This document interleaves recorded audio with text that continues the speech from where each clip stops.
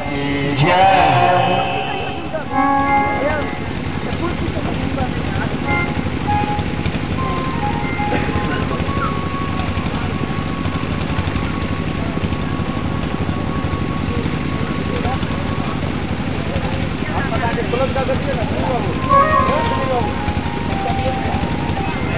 आपको मिलेगा बेटा,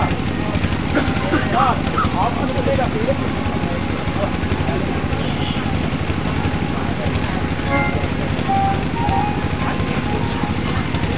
अनंतपुर ब्रह्मांड आदिनायक रंजित भक्तवांछा कल्पतरु श्वेतर समस्त वस्तु विलक्षण अकारण वर्णावरणालय भगवान श्री सीतारामचंद्र जी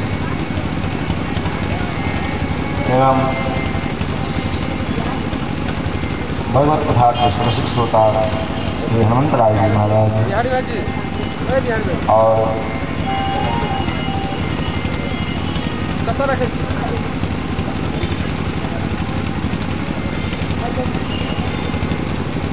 मंच पर विराजमान हमारे अयोध्या से पधारे आचार्यगण और उपस्थित विप्रगण गांधर्व कला के संगीतज्ञ हमारे सहयोगीगण एवं हम सब के गार्जियन स्वरूप पूज्य श्री मुखिया वाले एवं भगवत कथा रस कर्मान राकेश वृंद भगवत प्रेम पर परीक्षित भावी माता जी कृष्ण बंधुजन भगवान की पावन कृपा के फलस्वरूप हम सभी लोग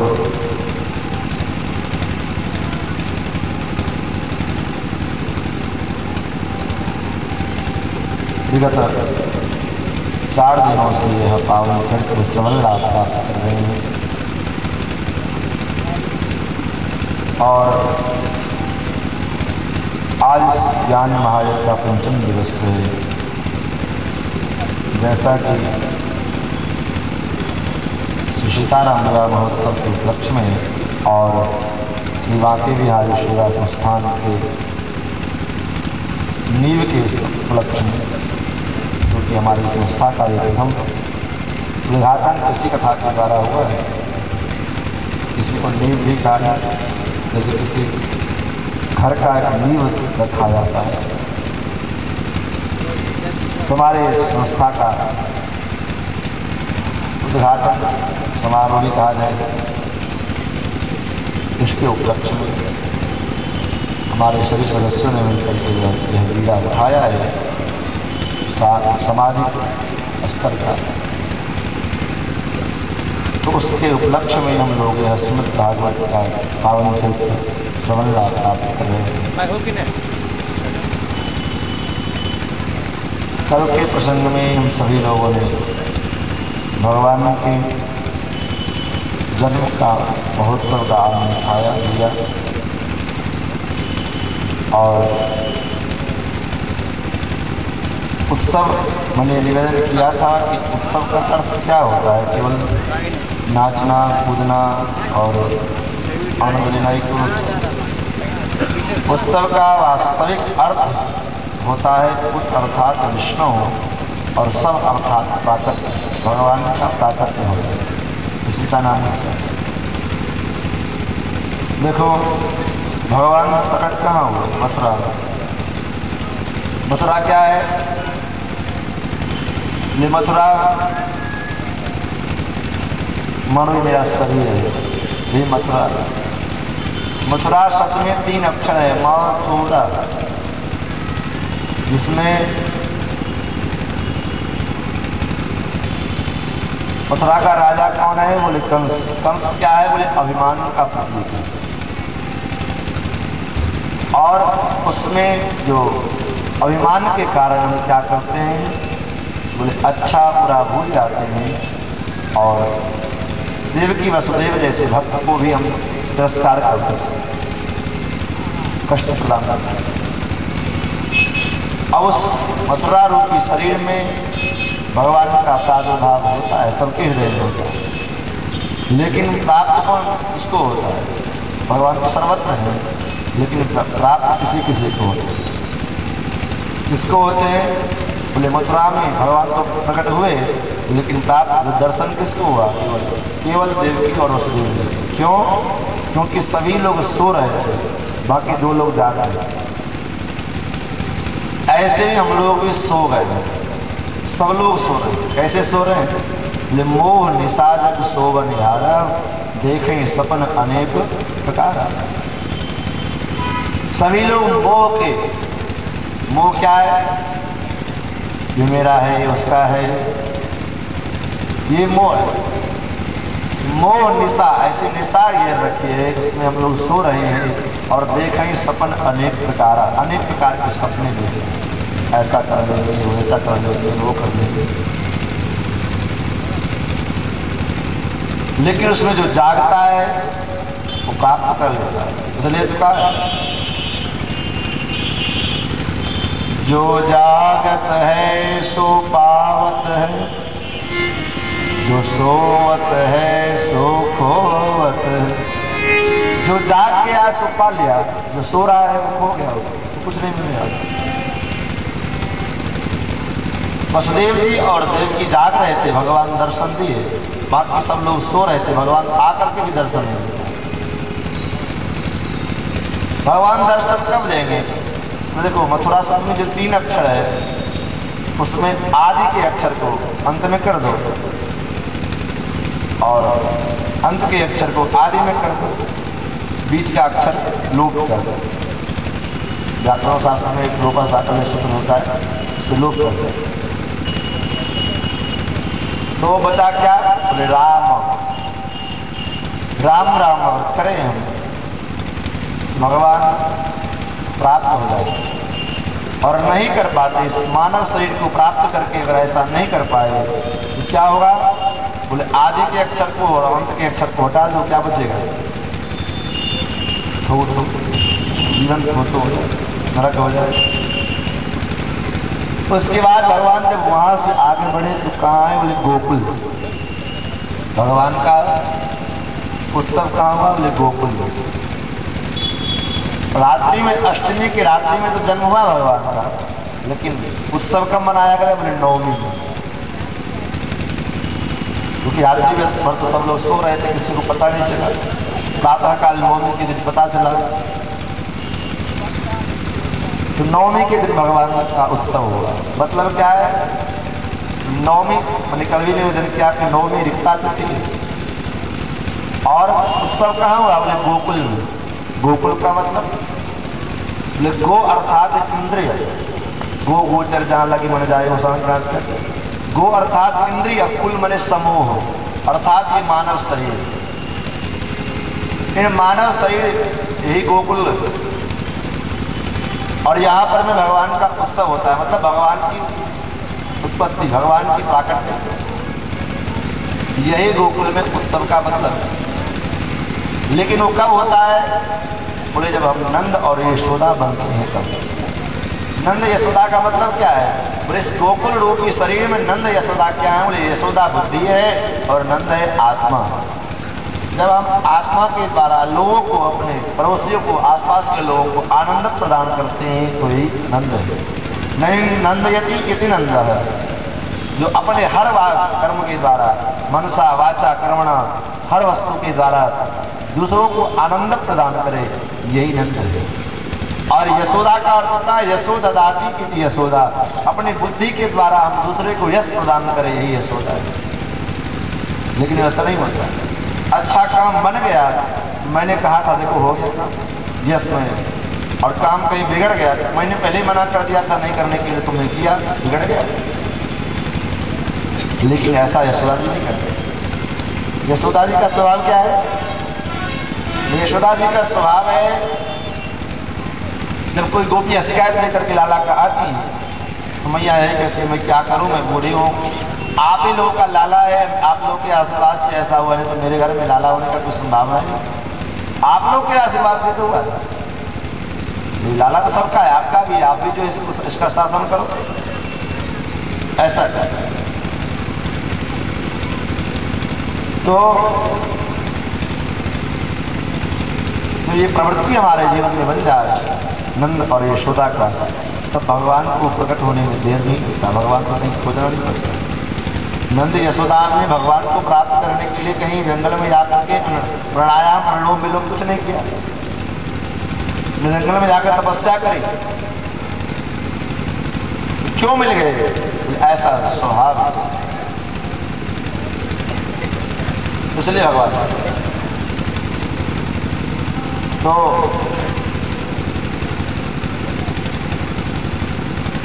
जब भगवान का प्रादुर्भाव हुआ तो सुखदेव जी कहते, राजन नंदस्वात्मज उत्पन्न जाता ह्लादो महामन। नंद जी के घर में कोई बालक, साधारण बालक जन्म लेकर के नहीं आए, तो कौन आए? बोले साक्षात आनंद ही इनके यहाँ पुत्र बन करके आए। जाता है लादो महामन, इसलिए तो कहा जाता है नंद की आनंद, नंद घर आनंद। और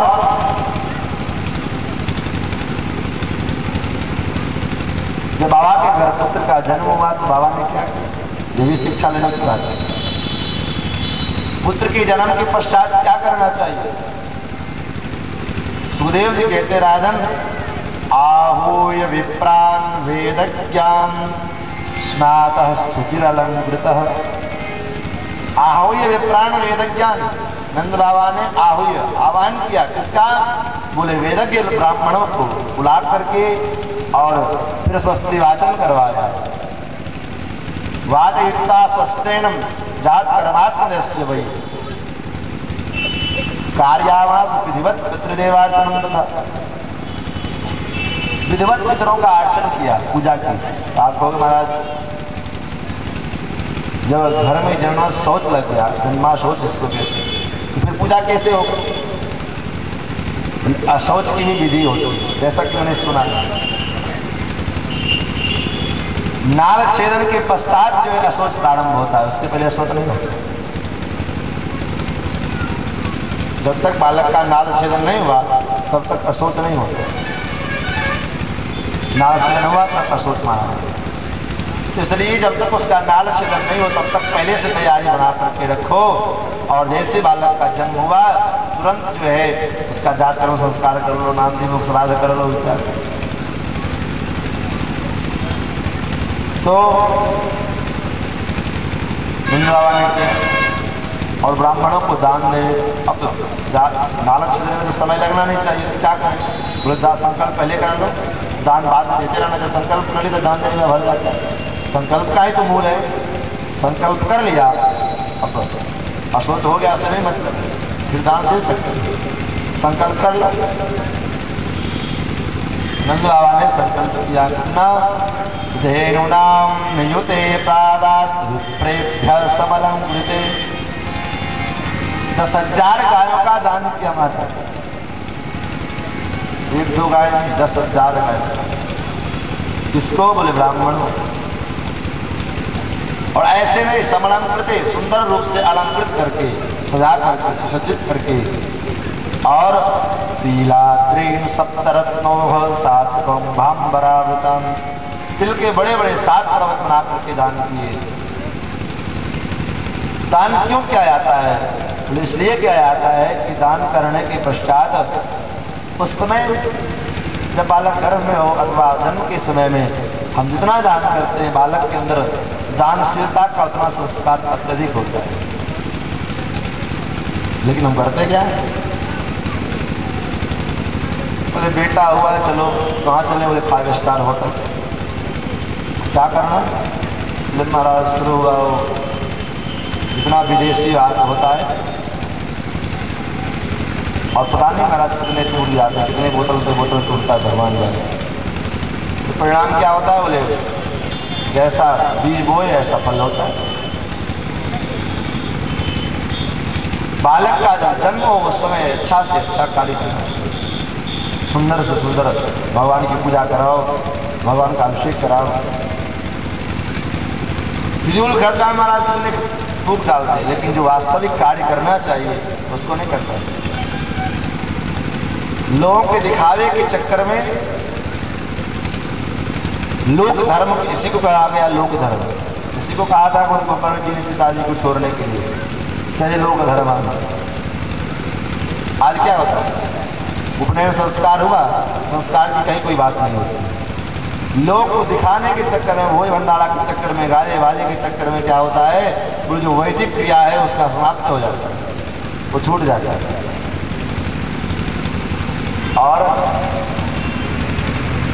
बहुत से लोग खाना खा लिए, बस हाथ धो लिए, उधर उधर चला गया, गाजे बाजे हो गए, बस हो गया जन्म संस्कार।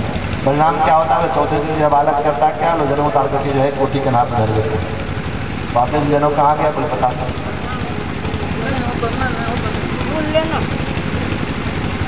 तो बालक के अंदर ऐसे वर्षगांठ पे, वर्षगांठ हो तो भगवान की पूजा कराओ, शंकरण भगवान की पूजा कराओ, कोई ब्राह्मण को बुलाकर कोई अभिषेक कराओ, हस्तिदातन कराओ, पितरों का अर्चन कराओ। महाराज देखो, एक तो श्राद्ध, विशेष श्राद्ध ऐसा होता है जो उस अवसरों में ही किया जाता है, अच्छे अच्छे कार्यों पर नहीं, उसको कहते हैं नांदीमुख श्राद्ध। आपको महाराज मांगलिक कार्यों में श्राद्ध का क्या काम है, बोले वो नांदीमुख श्राद्ध केवल मांगलिक कार्यों के लिए होता है। घर में कोई पूजा पाठ हो रहा हो तो नांदीमुख श्राद्ध कराओ, विवाह हो रहा हो तो नांदीमुख श्राद्ध कराओ, उपनयन हो रहा हो नांदीमुख श्राद्ध कराओ। क्यों, बोले जब आपके घर में कोई मांगलिक कृत्य होता है तो आपके पितर लोग हैं, वो भी आशा लगा करके रहते हैं कि मेरे घर में कुछ ऐसा कार्य होने जा रहा है, मुझे भी बुलाया जाएगा। इस नांदीमुख श्राद्ध के बहाने उनकी पूजा हो जाती है तो भी प्रसन्न हो जाते हैं।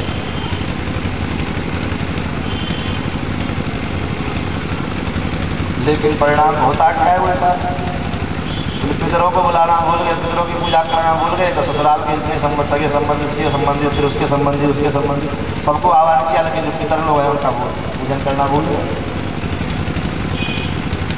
नंद बाबा ने ब्राह्मणों को बुलवा करके सुंदर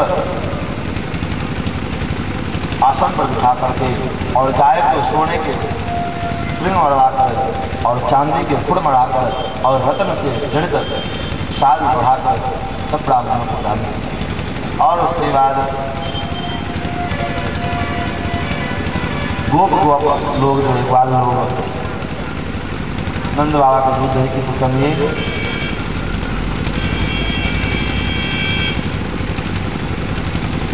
एक दूसरे के ऊपर दही माखन का लेप कर रहे हैं, फेंक रहे हैं। उसी बीच में क्या हुआ, श्री सुखदेव जी महाराज कहते, राजन गोप्या समृष्टिमन कुंडल निष्कंठ चित्रांबरा शिखा चिदमाल्यवर्षा नंदालयम सवलया व्रयतिर्विरेजु व्यालोल कुंडल पयोधरहार शोभा। जो गोपियां समृष्ट मणिकुंडल निष्कंठ चित्रांबरापदशिखाच्युतमाल्यवर्ष, गोपियां श्रृंगार करके, सहज श्रृंगार किए उठाए से सहज सुंदर सुंदर श्रृंगार करके और मंगल गीत गाते हुए मैया यशोदा को बधाई देते हुए आरती करवाई। यशोदा मैया बधाई। सुखदेव जी कहते हैं, राजन उनका श्रृंगार कैसा है, देखो कोई सामान्य पुरुष श्रृंगार का वर्णन नहीं कर रहा। परमहंसों के जो आचार्य श्री सुखदेव जी महाराज और ऐसे श्री सुखदेव जी महाराज गोपियों का श्रृंगार का वर्णन कर रहे हैं। क्यों सुखदेव जी लंपट है इसलिए नहीं, क्योंकि ये गोपियां ही ऐसी हैं, ये गोपी कोई साधारण गोपी नहीं है, भगवत प्राप्त गोपियां हैं। और ऐसे भगवान के पास पहुंचा हुआ हर वस्तु भगवन्मय हो जाता है। और उस भाव से श्री सुखदेव जी महाराज इन गोपियों का वंदन कर रहे हैं, मानो श्रृंगार का वर्णन नहीं करे, मानो वंदन कर रहे हैं कि कितना सुंदर लग रही है। क्या सुंदरता है, चित्रांबरा पथ शिखाच्युतमाल्य वर्षा। सुंदर जो है पुष्पों के हार पहने हुए गोपियां, सुंदर गले में आंखों में काजल लगाए, सुंदर सुंदर नए नए कपड़े पहने हुए, और उतना ही नहीं, अपनी चोटी को गूंथ करके और गूंथने के बाद जो पुष्पों के द्वारा गजरा बना करके और केश में लगा करके रखी हैं। जब गोपियां जब चलती हैं उनके केस के वो गदरे के पुष्प टूट टूट करके जब गिरते हैं, मानो ऐसा लगता है कि पीछे आने वाले गोपियों को रास्ता बता रहे हैं। नंदालयम सबलया वैद्रवेरेजु व्यालोल कुंडल पयोधरहार शोभा। सभी गोपियां आती हैं और लाला को आशीर्वाद देते हैं। आशिष प्रयुञ्जानाश्चिरं पाहि बालके हरिद्राचूर्णतैरग्धैः सञ्चन्तो जन्मोज्जगुः। एक दूसरे के ऊपर में हरिद्रा चूर्ण का लेप करते देखते हैं और आशीर्वाद। अब देखो आशीर्वाद ऐसो दिया जाए, आशीर्वाद कैसे दिया जाता है कि तुम चिरंजीवी हो, बहुत वर्षों तक जियो। लेकिन गोपियां आशीर्वाद लाला को कैसे देती? गोपियां कहती मैया यशोदा आपको लाला हम गोपियन को हजारों वर्ष तक रक्षा करें।